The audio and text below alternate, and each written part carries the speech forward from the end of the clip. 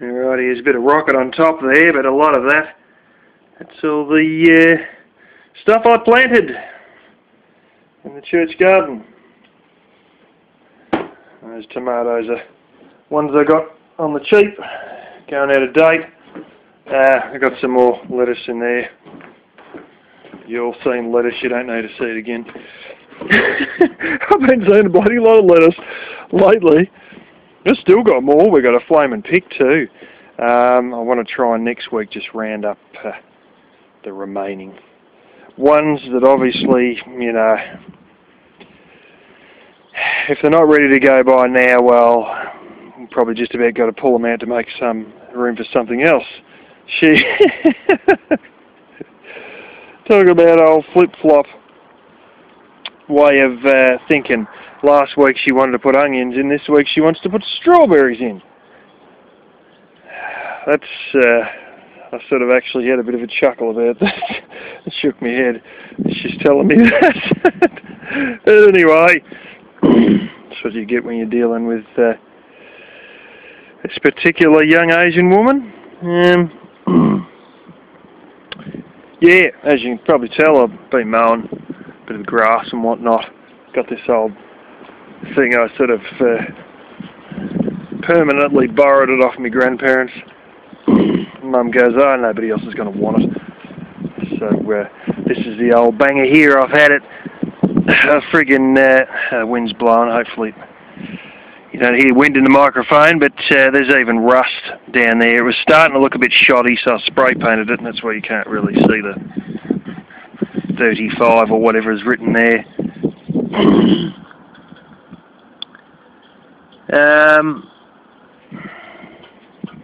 Yeah, made for the American market. These are very common, very, very, very common engine. In fact, I've seen ones like this with a steel air cleaner cover. They've basically had these for about 12 years, and they still sell ones with an identical engine today. And in USA, use unleaded gasoline only. So you know it's built for the American market. Son of a bitch, I haven't ran it for a while, and it's a bit of a shitstorm starting it. I took the plug out, had a look, you know, a bit oily, wiped a bit of oil off the plug, and done the old thing where you hold it beside the block and pull that, and I could see it was sparking. I could sort of hear it sparking, and I just got a bit of shadow on it, and I could see the damn spark. So spark was alright, not a huge spark, but like it was definitely doing it. I could feel there was fuel coming through as I pushed the prime button there. Although there wasn't much in the tank. I can never work this bloody son of a bitch out. I keep forgetting. Now, that's off. I'll be referring to this video, sure as eggs, in another 6 months. That's off. That's full speed.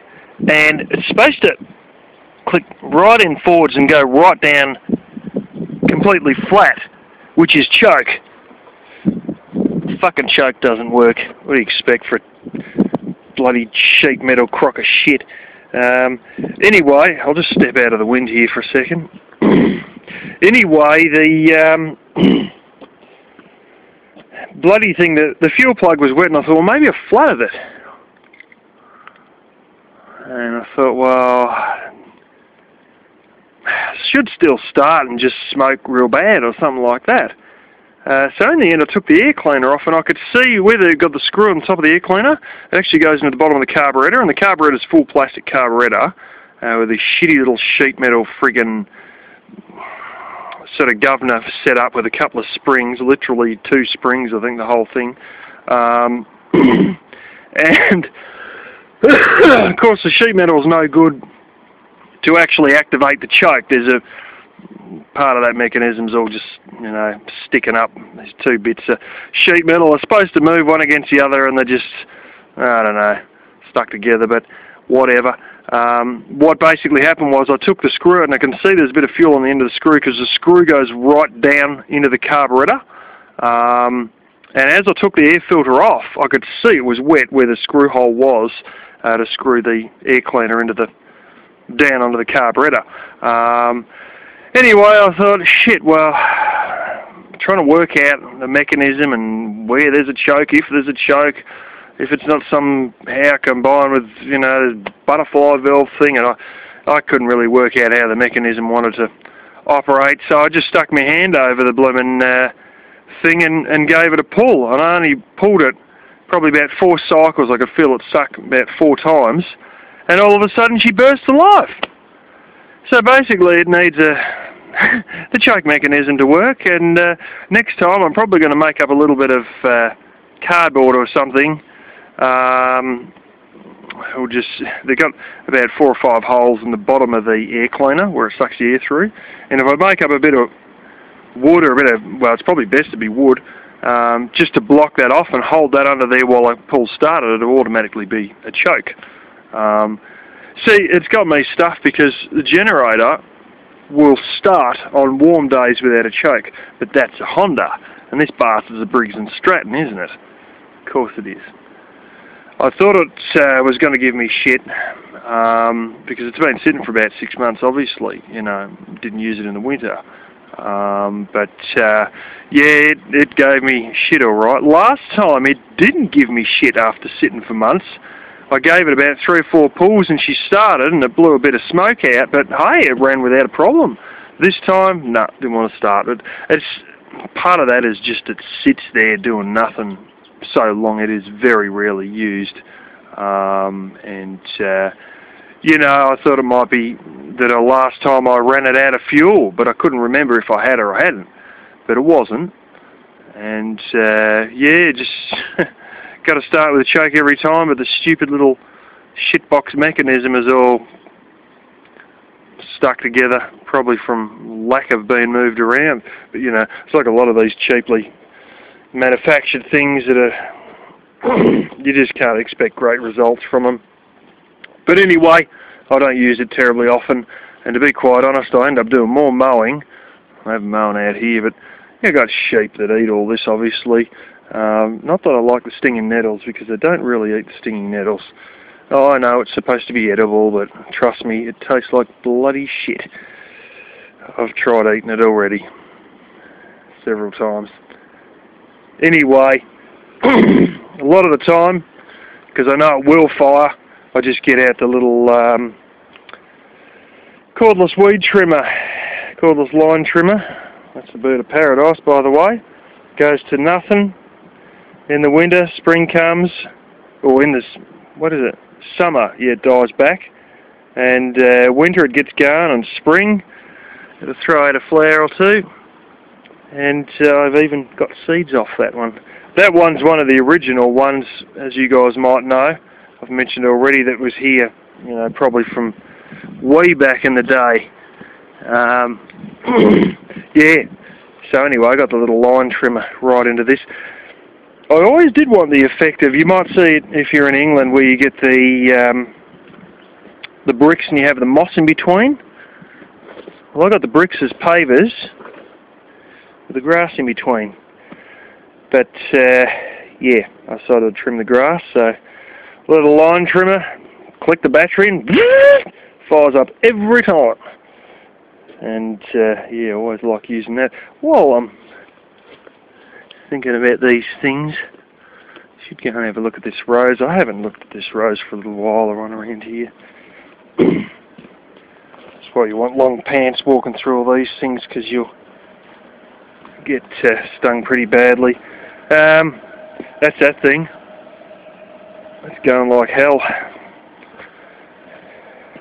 I was going to pull the fuse out during winter because, oh, we don't need to use it. But then it was so overcast that it never runs in the winter. It ran, you know, half a dozen times all winter. So I've never bothered actually taking the fuse out and technically turning it off. So, you get a bright day, the fire's up. This is the ones I was weed spraying. They took the hit, pretty much. The thing is, I could only hit the top leaves, not all the leaves underneath, because the way the spray was. Here's the aforementioned rose bush coming back quite good. May remember when I was pissing around with all this guttering, this needed a bloody serious prune before I could even get this gutter on.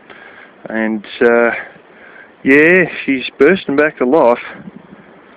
I also found there was another stalk sitting down there which just touched it and it fell off, so that ended up going through the wood heater. It was dead. It's a lot of flaming shoots. A lot of leaves. Oh, beauty. How the sod's back inside again. It's inside the bloody veranda. Oh, that's the one there. I cut him off there. That was actually creeping up over the top of the blooming rafter. The rafter there. So I thought, I'm not having that interfering with pushing roof sheets off. So I snipped him off. But yeah, sure as eggs burst alive again. And I believe it's that one there. It's going up underneath that. Lo and behold, well, I haven't stepped into here for a while. It looks as though the jasmine bush is having a shot as well. See the shoots there. One thing I never mentioned about, I think might have, yeah, a long time ago I did mention it. Those jasmine bushes, if I'm not incorrect, it's actually growing around the back. Yeah, you might see it there on the back of the tank. Yeah, just a little bit coming up on the back of the tank.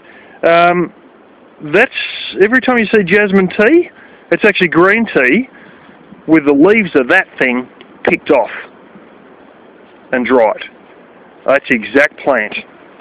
So I tried that once, but the leaves are probably a little bit too old, and it didn't dry them. I just picked them off and stuck them straight in. But jasmine tea, that's not too bad. But you know, I tend to stick to the normal black tea. My mum's right into green tea in a big way, and to me, green tea is virtually tasteless. So I don't see a point. I believe it also, for some reason, has a lot less caffeine than normal tea. And yes, if you get a whole packet of loose leaf tea and boil it up slowly and strain off a huge amount of tea leaves and then drink that, you will get something that's the equivalent of a coffee kick. Actually, probably about 4 times as good as a coffee kick, because I experimented with that as a teenager, and by hell did it work.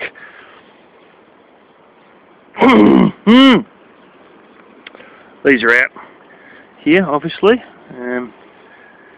Sickly looking things. This is the trouble. I have them in veranda for too long and inside, and you know, they're only getting the light from one way, but it's been putting out little flowers.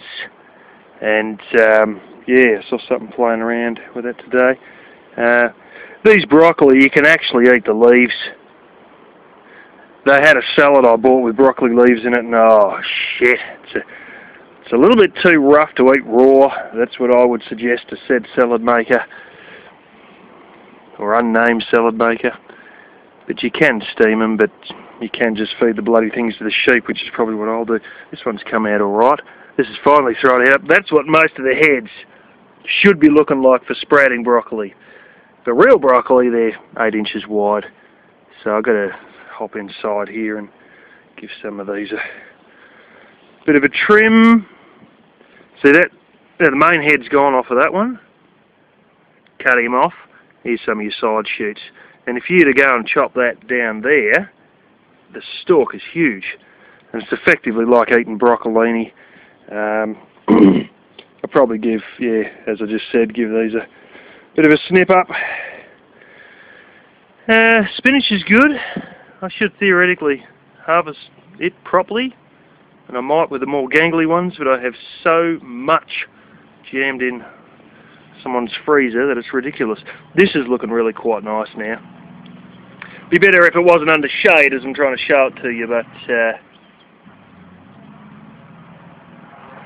the kale is looking quite nice. After I chopped about 3 or 4 leaves off the bottom, it's really looking beautifully frilly like it's supposed to look. Must say though, that's a flaming good side shoot. As far as sprouting broccoli goes, obviously, you guys would have seen the photo of all the broccoli that we got there at church too. It's a lovely church. It's almost like ISIS. You go to church and then you go out the back and start cutting heads off. Broccoli heads. And next week, with a bit of luck, it'll actually be cauliflower heads. some of these are starting to have a go. Some of them are just going a little bit white, as I was showing once before. This is firing all right. That's going shockingly good.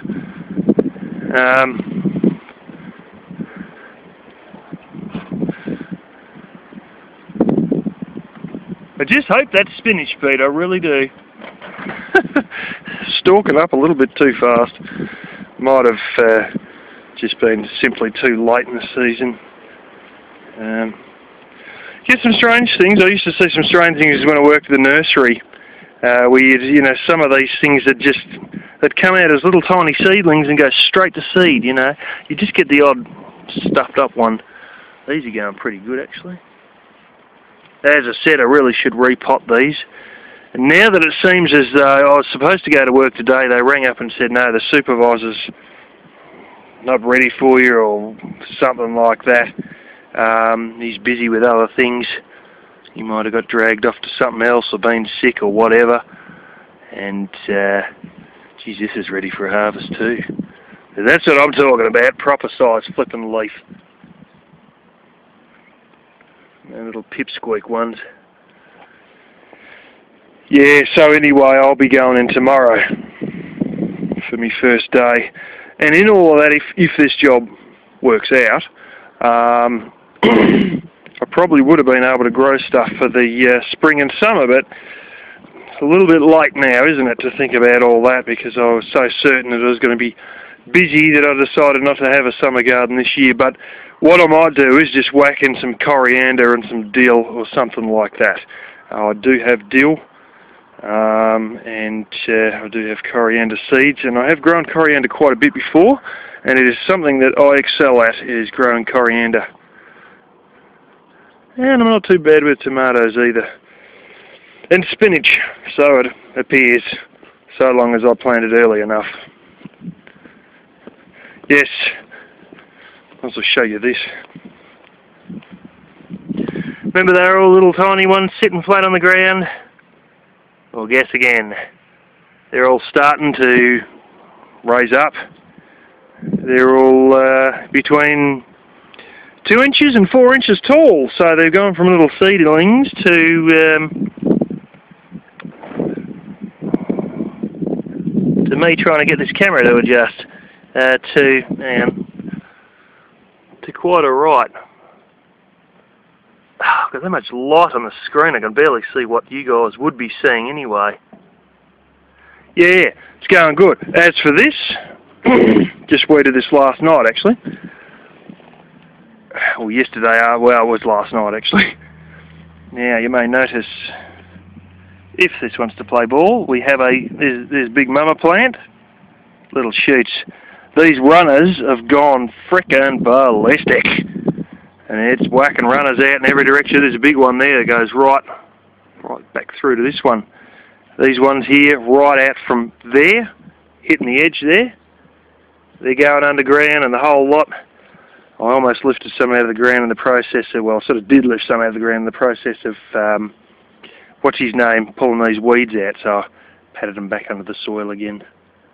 And should look after this, because it is, when I bought these, they already had the runners on them, and I knew that when the day comes, this is going to be good. And I can see a blasted aphid walking up one of the runners there. Yeah, I knew that that's what you want, is not a plant that's small. You want one with runners, because it's automatically getting ready to spread itself. And although I would assume that the native type is not invasive, which is exactly what this is stuff that was here before white man even got here, it seems as though, regardless of if it may not be invasive, it definitely is pretty bloody serious when it comes to getting moving all the same. Yeah, remember those little runners are just... There was runners, but they weren't, you know, going out of one plant from there right through to the other side of the IBC and all that. But this will be good anyway. I accidentally did bust off a little piece and I left it there. It's probably blown away in the wind. It's probably somewhere sitting around here. Unless you're sampling it, will you, Black Kitty? It's got a beautiful smell. It doesn't smell like normal mint. It's like a super duper fresh one going right up your nose. Like it's almost like mint mixed with cold water or something. It's a really super duper fresh one. And as I said, the oil content is through the roof on it. So, but I'd only expect being a native versus severely selective bred, cultivated and domesticated one that smells like chocolate, that's going to grow a hell of a lot slower. You know, it's the same with like strawberries. You get strawberries today, they're huge. There are strawberries up in Switzerland. I believe Hitler even had some of you might know, what they call it, the Eagle's Nest, that big friggin' monstrosity of a mansion he had up there, and used to look over the Swiss Alps. Originally, believe it or not, he bought that, I think out of inheritance money or some flaming thing, and it was only a tiny cottage, and yeah, that's the sort of region where I think he might have even had some, but I know he had grapevines up against the side of the cottage. I've seen a photo when he originally bought it. My uncle got this huge book on Hitler and explains his whole life so detailed without any political bias. It's quite interesting. But anyway, that's sort of an area where he was, and he probably had some himself from what I gather. They have these tiny little blooming strawberries that are only about that big. Just tiny, not even 3/4 of an inch in length, you know, and that was, you know, wild ones, and then you get your domesticated ones, and they're huge, and they grow faster, and it's like everything. Yeah, anyways. I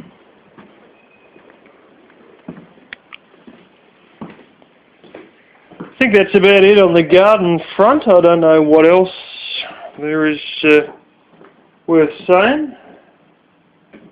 So yeah, I've got the, I don't know where my big seed box went, but I've got a whole shitstorm of small stuff, and that would be dill. And here, that's spinach.